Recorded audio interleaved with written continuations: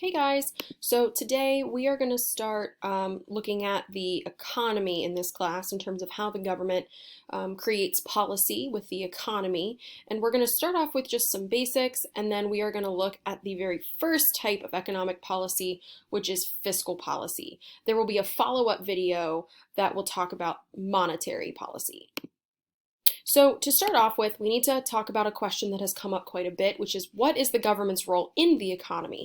And as with many things that we've talked about in this class, it depends on your ideology. So for conservatives, the government's role is fewer regulations, right? Decreasing the cost of government to encourage spending in the economy. Liberals, on the other hand, favor more government involvement to stimulate the economy, increasing government costs for the sake of improving the economy itself. And this role has changed over time. From the very beginning of our country, we started really with this idea of laissez-faire capitalism or economics, this idea that opposes government interference in economic affairs beyond what is necessary to protect life and property, right? It's kind of that hands-off is what that means. We then, again, talking about FDR and the New Deal and the Great Depression, moved to what is called Keynesian economics. And this is the idea that government spending should increase during business slumps and be curbed during booms. And we'll talk about a slump versus a boom here in a minute. But during the Great Depression, we needed an economic theory to help us understand what was happening. And then we have an era of what we call supply side economics. This is also another name for this would be Reaganomics from the Reagan administration. And the idea of this is that you want to stimulate the supply of goods, especially through cutting tax rates. And the idea is that by cutting taxes, so reducing the amount of government involvement and cutting those taxes, this will trickle down and benefit all of society by promoting investment. Now, today our government has three goals with the economy: promote maximum employment, promote maximum production, fight inflation, those high prices. And just to give you guys some ideas of our budget and things like that, in 2019, our government spent $4.45 trillion. We are $23.16 trillion in debt, and we operate at a $984 billion deficit, which is the amount that we overspent in a year. So the economy in our country is huge. Okay. Now, here we have the typical capitalistic economy, the typical shape of the business cycle. So as you can see, there are ebbs and there are flows. This is a natural cycle, right? If you are talking about competition and business and tax rates, you're going to have periods of growth, but you're also going to have periods of downturn, and we call those periods of growth booms. And we call those periods of downturns recessions and slumps, or depressions if they get that bad. So at the bottom of this business cycle, typically the biggest problem faced is unemployment, the percentage of people who are not employed and who are looking for a job.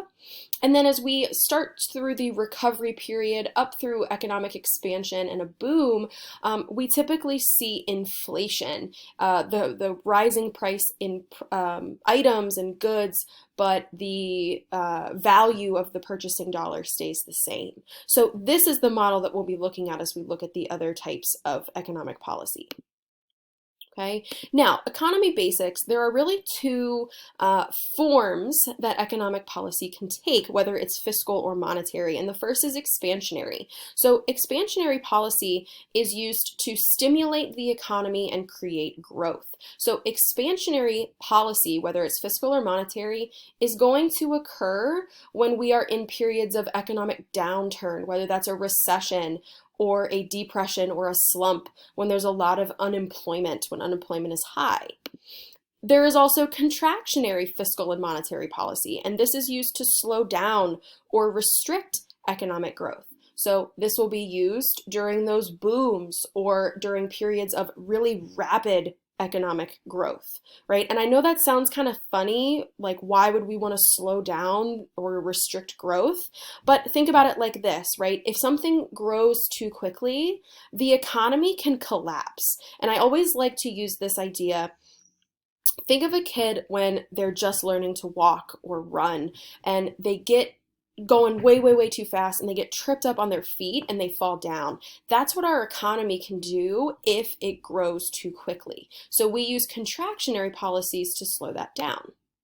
Now, fiscal policy is the spending, taxing, and borrowing actions taken by the federal government, whether that's the president or Congress.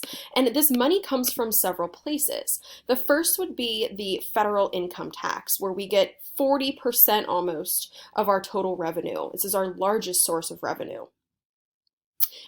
This here is a progressive tax. So the higher the income and ability to pay, the higher the tax rate that that person pays. And this is on individuals and corporations. We then have social insurance taxes that fund the Social Security and Medicare programs. Employers apply these taxes to their employees, who then receive those social insurance programs. Borrowing, the government will regularly borrow money, most of it from its taxpayers. And then deficit spending occurs at this point too, especially with borrowing, when the government spends more money than it takes in within a given fiscal year. Other sources of revenue, for fiscal policy would be excise taxes levied on goods and services like liquor, gasoline, estate taxes, customs, duties, and tariffs levied on goods imported into the United States. Right? So something to note, just talking about the budget, each year the president will submit a federal budget for approval by Congress for money to be spent. So this is that spending, taxing, borrowing piece of fiscal policy. And again, proposed by the president, approved by Congress. So where does this money go then? This money goes toward entitlement programs that are required by law, like Social Security, and are given to people meeting those eligibility requirements, like we've talked about. The national defense as well, this money will go towards. In 2019, we spent $686.1 billion in national defense. Right? National debt, we are in debt. We have to pay interest on that debt. And other items as well, like highway construction, education, housing, and foreign aid. So just to give you an idea, mandatory spending, 38% of our revenue went to Social Security, just to give you an idea of how this is broken down. And then I do have here the 2020 budget request. So as you can see, when we talk about national defense, this is something that has increased in recent years and is increased as well for 2020, where we spend $718 billion on defense. So fiscal policy in action, something that we see a lot. So let's pretend that we're in a depression, okay, an economic downturn. We're going down, or we're at that bottom with a lot of unemployment.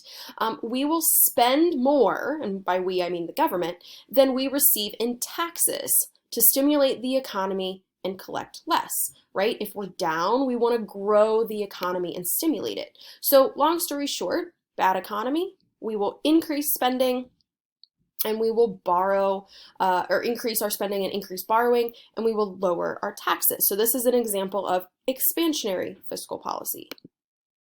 On the other hand, during a boom, when we're at that really high point where inflation is risky, we will collect more in taxes to slow spending and economic growth.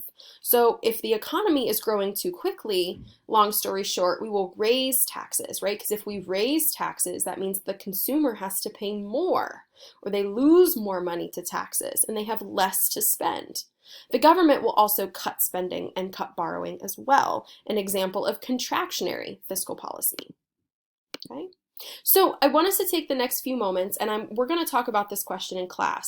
So take a look at this graph showing the U.S. unemployment rate from 1930 to 1945, and let's get some practice. So looking at this image, which policy would you have recommended to President Roosevelt between 1930 and 1931?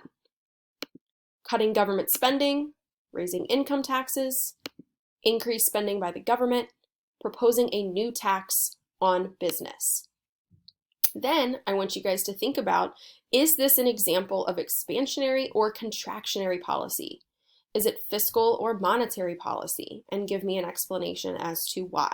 So again, we will talk about this in class, but I wanted to give you guys some practice looking at this fiscal policy. Please stay tuned for the video on monetary policy, and I will see you guys in class.